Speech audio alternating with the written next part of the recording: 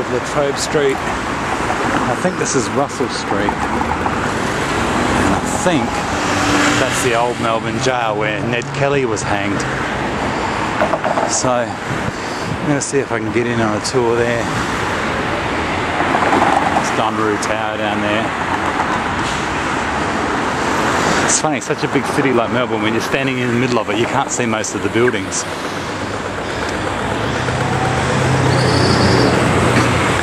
And this building, I don't know how old it is, it must be one of the first buildings in Melbourne, surely. It's so spooky and old looking.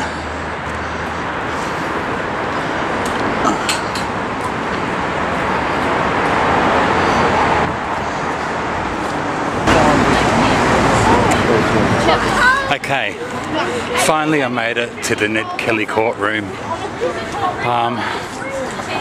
Total disorganisation here.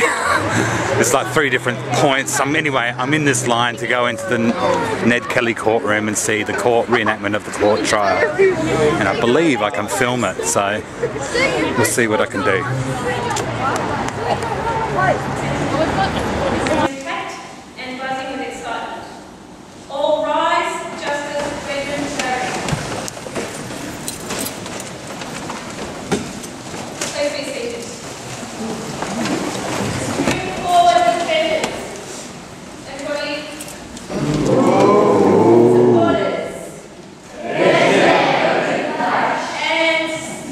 Hang you, Rossa!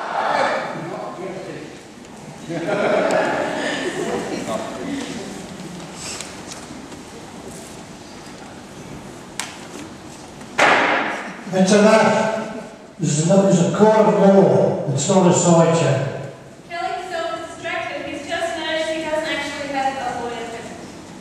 Edward Kelly, it is charged that on the 26th of October in the year 1878, you did feloniously, lawfully, and with malice aforethought, murder Constable Thomas Lonergan at Streetbar Creek. How do you plead? Not guilty. Just then, things were interrupted by the frantic late arrival of Henry Minden, who takes up position at the table for defence. All eyes are upon him. You are aware I impose fines in my court for disregard and punctuality. Who are you? Why are you late? Henry Minden, Your Honour, attached to counsel for defence. I thought Mr. Molesworth was acting in your defence. Oh, God help me. As yet, Mr. Molesworth's services have not been secured. I may read you this affidavit detail. Am I to take it that you'll be representing the prisoner? Not I, Your Honour. No. I know nothing of the particulars of this case. The murder of Constable Fitzpatrick some 6 months previous. Is that what was written on your warrants? The warrants weren't in my possession. Whose possession were they in? They've been published in the Police Gazette. You mean to say that no one in your party actually possessed the warrant? Not as far as I know, no. Were you in uniform, Constable? No. You were disguised as a gold prospector, were you not? We were in plain attire. Constable McIntyre, would you please inform the court of the standard issue of ammunition for Victoria troopers? 12 rounds. And how many rounds were you carrying on that occasion? About 30 rounds. Carry a cannon as well? Objection. Sustained. No attempt of humour, please, Mr. Binion. Constable, did you and your party set out with the intention of arresting the prisoner and his brother, or of shooting them? We went to arrest them. Then why did you have in your possession harnesses designed for transport of force? We were searching for violent men with the reward of their deaths. We had to be prepared for resistance.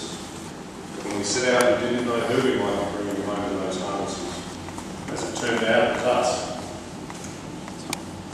Not the answer we wanted, yes, but disguises no warrant, a small arsenal. You must admit Constable, that there would be some people who would see your operation as irregular, even suspect. Perhaps, but that still doesn't justify us being held at gunpoint in our own camp. McIntyre makes a strong point, and Newman is too inexperienced as a barrister to push this issue. So his remaining questions simply focus on portraying McIntyre as a coward for escaping on Sergeant Kennedy's force. The Victorian Police was well represented at the trial. Sergeant Arthur Steele was a policeman from Wetherill who had many run-ins with the Kellys over the years. Called Sergeant Steele to the witness stand. Sergeant Steele is sworn in. Sergeant Steele, we had several dealings with the prisoner in the past. His whole plan. Can you explain, Sergeant? I arrested his mother after the attempted shooting of Constable Fitzpatrick at the Kelly homestead. You are referring to the incident for which Sergeant Kennedy's party set out to arrest Edward and Ned Kelly. Correct. And I only wish I had arrested Kelly that day. Objection! Personal comment. Sustained. As much horror and expense as a prior arrest, you may have ultimately spared this colony. Sergeant, please try to keep your answers factual. Sergeant, you are also the prisoner's arresting officer of the city. Indeed, I was. You committed. During which A party of men took up arms against society. Yes, that is the way the evidence brought it. But the day will come when we shall all go to a bigger court than this. Then we will see who is right and who is wrong.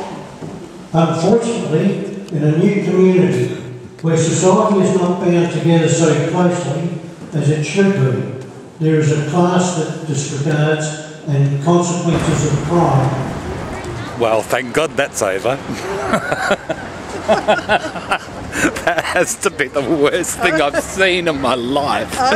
But that's alright. So the moral of the story is, don't kill people, otherwise you'll be hung. I could have done that in 1 minute, but that's alright. I don't think I'll do the scary stories after that. I think I'll just go to the jail and have a look inside, because it's a little bit like paint drying. I'm going to have to edit that majorly. I can't stop laughing though. I mean, I know the actors were actors, they were volunteers, but goodness, an actor saved their lives. I could do better than that. Anyway, let's go check out the jail.